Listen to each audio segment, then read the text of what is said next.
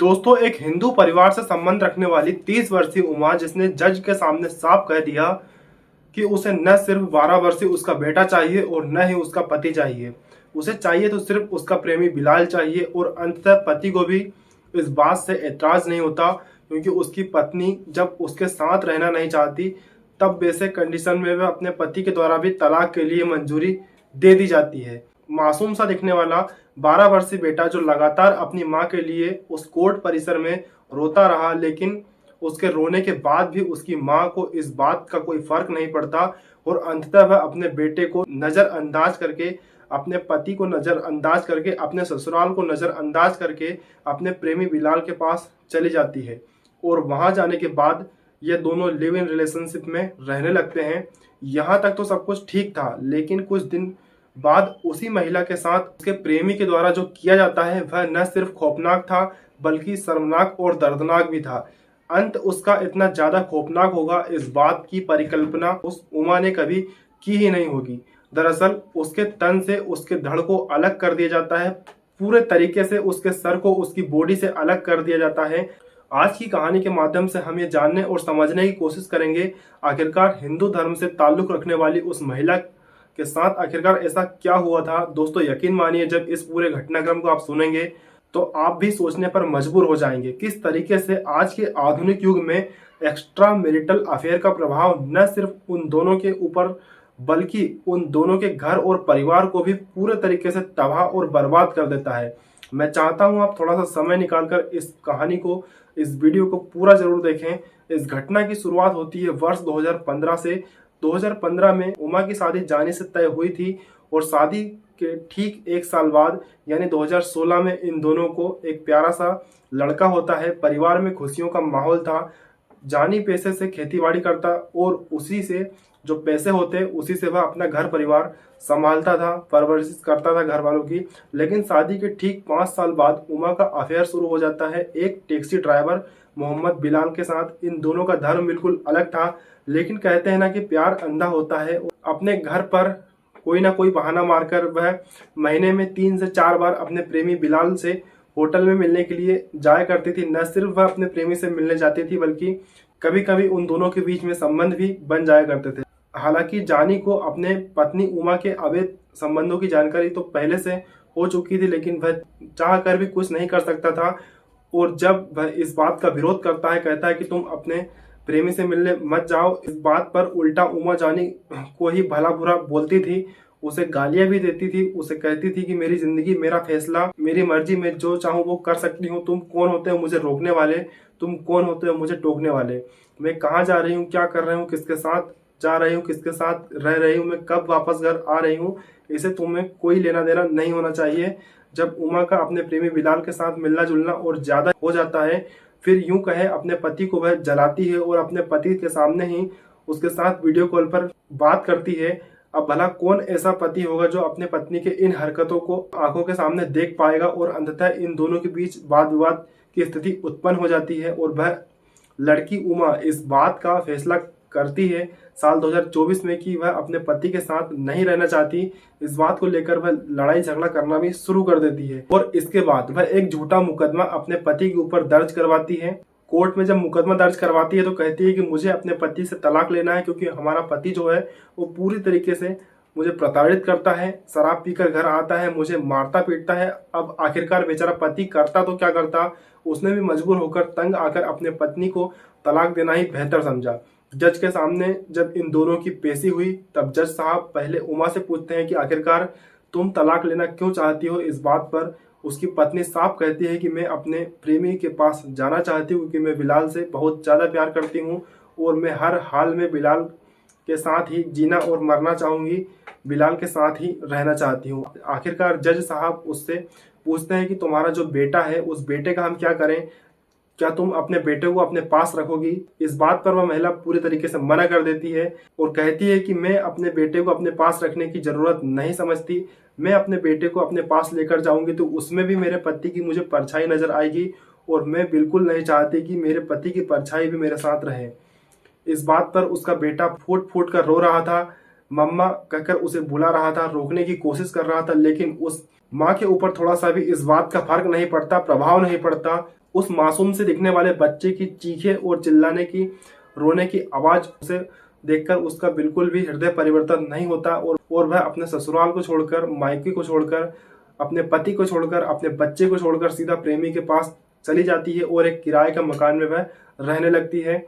लेकिन कहते हैं कि अति हर चीज की बुरी होती है। 12 महीने तक साथ रहने के बाद बिलाल के माथे से प्यार का भूत उतर गया, या यूं कहें कि उसका टेस्ट थोड़ा बदल गया, क्योंकि उसकी आदत थी कि आज एक लड़की को, कल दूसरी लड़की को, परसों तीसरी लड़की को, और यही क्रम उसका लगातार चलता है। और इसी क्रम में उमा का भी नंबर था और उमा को अपने निर्धारित समय तक अपने पास न सिर्फ वह रखता है बल्कि उसका पूरी तरीके से उपभोग करता है, उसे अपनी हवस को शांत करता है, अपनी अंतरात्मा को तृप्त करता है और इसके बाद उस लड़की को धीरे धीरे साइड करने का हर संभव प्रयास करना शुरू कर देता है। और इधर बिलाल के घर वाले 12 दिसंबर 2025 को उसकी शादी भी तय कर देते हैं। अब बिलाल को इस बात का डर था कि वो जो लड़की, जो महिला अपने पति और बच्चे को छोड़कर मेरे पास आ सकती है, अगर मैं और किसी से शादी कर लूं तो वह इस बात को कैसे झेल पाएगी। उसे इस बात का डर था कि वह शादी में कोई हंगामा खड़ा ना कर दे, किसी तरह का कोई व्यवधान खड़ा ना कर दे। अब यही सब सोचकर उसने एक खौफनाक कदम उठाया और एक प्लान तैयार करता है। इस प्लान के तहत 6 दिसंबर 2025 को उमा को अपने स्विफ्ट कार में बिठाकर हिमाचल घुमाने के बहाने वह लेकर जाता है। 4 घंटे की एक लंबी ड्राइव के बाद ये दोनों आखिरकार हिमाचल के यमुनानगर पहुंच जाते हैं। रात का समय था, लगभग 9 बजे का समय हो रहा था, क्योंकि बिलाल ड्राइविंग सीट पर नहीं था, गाड़ी कोई और ड्राइव कर रहा था। ड्राइविंग सीट के ठीक बगल में बिलाल बैठा हुआ था और वहां से वह पिछले सीट पर जाता है जहां की उसकी पत्नी उमा बैठी हुई थी। यह कहकर जाता है कि मुझे नींद आ रही है, और गाड़ी अपने रफ्तार से आगे की ओर बढ़ रही थी। इसी बीच बिलाल अपने कमर से बेल्ट को निकालकर उमा के गले को कसकर दबाने लगता है और आखिरकार 3 मिनट की कड़ी मेहनत के बाद यह कोशिश उसकी पूरी तरीके से कामयाब हो जाती है और उमा छटपटाकर वहीं पर अपना दम तोड़ देती है। अब जब इस बात से बिलाल पूरी तरीके से आश्वस्त हो गया कि अब उमा इस दुनिया में नहीं बची है, तब उसके मन में एक ख्याल आया कि आखिरकार इस लाश को ठिकाने कैसे लगाएं, आखिरकार ऐसा हम क्या करें जिससे पुलिस हम तक नहीं पहुंच पाए। इसके लिए उसने कार के पीछे रखा एक चाकू निकाला और उस चाकू से उमा की गर्दन को धड़ से पूरी तरीके से अलग कर दिया। उमा के सारे कपड़े निकालकर एक बैग में डाल दिए और कुछ दूर जाने के बाद सर को, जो धड़ से पहले से उसने अलग कर दिया था, उस सर को वो वहीं पर फेंक देता है। और पूरी वारदात को अंजाम देने के बाद जब वह घर पहुंचता है तो पहुंचने के बाद अपनी गाड़ी को पहले अच्छी तरीके से वह साफ करता है, अच्छी तरीके से धोता है, यह सोचकर कि उसने इस पूरे घटनाक्रम को बड़े ही चालाकी से अंजाम दिया है। कोई भी ऐसा सबूत उसने नहीं छोड़ा है जिस वजह से उसके लिए कोई खतरा हो। लेकिन कहा गया है ना कि कानून के हाथ बड़े लंबे होते हैं, और एक समय वह भी आता है जब चाहे अपराधी कितना ही शातिर क्यों न हो, एक न एक दिन वह पकड़ा ही जाता है। और ठीक इस कहानी में भी ऐसा ही हुआ। खैर यहाँ तो बहुत सारे सबूत छूट गए थे, लेकिन 2 दिन यानी 8 दिसंबर 2025 को लोकल वहां के जो मजदूर थे, खेतों में काम करने वाले थे, उन लोगों ने जब उस शव को देखा तब इसकी सूचना पुलिस को दी। और पुलिस की टीम जब मौके पर पहुंचती है तो डॉग स्क्वाड की टीम भी वहां पर पहुंच जाती है। मामले की जांच पड़ताल प्रारंभ हो जाती है और जब डॉग स्क्वाड की टीम की मदद से सर्च अभियान चलाया गया तो कुछ ही दूरी पर सर और धड़ जो दोनों अलग किए गए थे, वह चाकू भी वहां पर बरामद हो जाता है। यमुनानगर पुलिस ने इस पूरे मामले को लेकर एक एसआईटी की टीम का गठन किया। एसआईटी टीम की अगर हम बात करें तो स्पेशल इन्वेस्टिगेशन टीम, इस टीम के द्वारा पूरे तरीके से निष्पक्षता के साथ जांच पड़ताल शुरू की गई और आखिरकार 10 दिसंबर 2025 को उसका शव पहचाना गया, जो कि सहारनपुर के उमा के रूप में उसकी पहचान की गई। जब पुलिस इस पूरे मामले को लेकर उमा के घर पहुंचती है यह जानकारी देने के लिए कि आपकी बेटी अब इस दुनिया में नहीं रही, इतना कुछ जानने के बाद भी उसके घर वालों को न तो कुछ हैरानी हुई और न कुछ परेशानी हुई और न ही वो लोग दुखी हुए। इसका सबसे बड़ी वजह यह थी कि घर वाले अपनी बेटी के कैरेक्टर को अच्छी तरीके से जानते थे। वह अपने पति और 12 वर्ष के बच्चे को छोड़कर अपने आशिक के साथ लिव इन रिलेशनशिप में रह रही थी। जब वह कोर्ट से बाहर निकल रही थी तो उसने साफ कहा था, न तो मुझे 12 वर्षीय मेरा बेटा चाहिए और न ही मेरा पति चाहिए, सिर्फ मुझे चाहिए तो बिलाल चाहिए। कहीं न कहीं इस बात को लेकर माँ बाप का भी दिल उमा से पूरी तरीके से हट चुका था। परिवार वालों से पुलिस को इस बात की जानकारी मिली कि उमा किसी मोहम्मद बिलाल नाम के लड़के से प्यार करती थी और वह पूरी तरीके से उसके प्यार में न सिर्फ पागल थी बल्कि उसके साथ लिव इन रिलेशनशिप में भी लंबे समय से रह रही थी। पुलिस जब 14 दिसंबर 2025 को बिलाल के घर पहुंचती है तो वहाँ जो नज़ारा था उसको देखने के बाद उन सभी के पैरों तले जमीन खिसक जाती है। दरअसल 14 दिसंबर को बिलाल के घर शादी की तैयारियां जोरों तोरों से चल रही थी, क्योंकि 15 दिसंबर 2025 को बिलाल की शादी तय हो चुकी थी। जब घर वालों से पूछा गया कि आखिरकार बिलाल कहाँ है, तब उसके बारे में यह बताया गया कि बिलाल शॉपिंग करने के लिए बाजार गया है। अब किसी माध्यम से पुलिस के बड़े अधिकारियों को बिलाल का नंबर हाथ लग जाता है।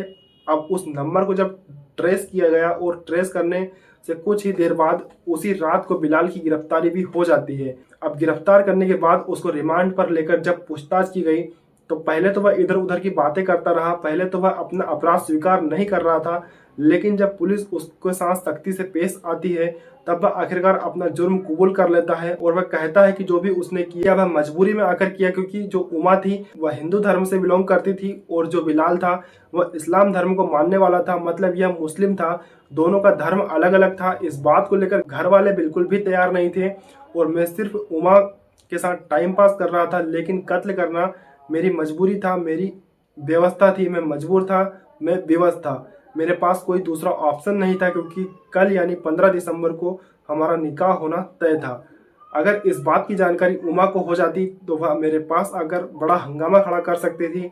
अगर चुपके से हम निकाह भी कर लेते और इस बात की जानकारी उसे बाद में होती तो वह इस बात को कभी भी झेल नहीं पाती, क्योंकि कोई भी पत्नी जब अपने पति और अपने बेटे को छोड़कर किसी दूसरे के लिए आ सकती है तो फिर वह इंसान किसी भी हद तक जा सकता है। और मैंने मजबूर होकर इसका फैसला लिया कि मुझे हर हाल में उमा को खत्म करना ही होगा। आखिरकार पूरी प्लानिंग के तहत मैंने उमा का खात्मा कर दिया। दोस्तों, इस घटना को बताने का उद्देश्य किसी को परेशान करना नहीं, किसी की भावनाओं को आहत करना नहीं है, किसी की अंतरात्मा को चोट पहुंचाना नहीं है, बल्कि आपको सचेत करना है, आपको जागरूक करना है, आपको सावधान करना है और आपको यह भी बताना है कि आज के इस आधुनिक युग में अगर आप अपने शादी से खुश नहीं हो और अगर मजबूरी में आपकी शादी करना भी पड़ता है तो आपको अपने परिवार के मान सम्मान के लिए, अपने पेरेंट्स के पद और प्रतिष्ठा के लिए उसे शादी को सहजता पूर्वक स्वीकार करना चाहिए। अगर आपको लग रहा है कि आप दोनों की बॉन्डिंग अच्छी नहीं है तो एक दूसरे को समय दे, कुछ दिन साथ रहें, एक दूसरे को समझने की कोशिश करें।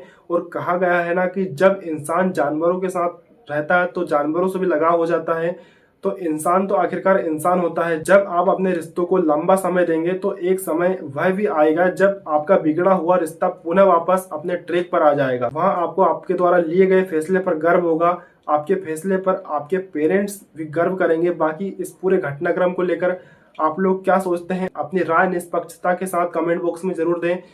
आप जहां भी रहें सावधान रहें, सुरक्षित रहें, अपना ख्याल रखें।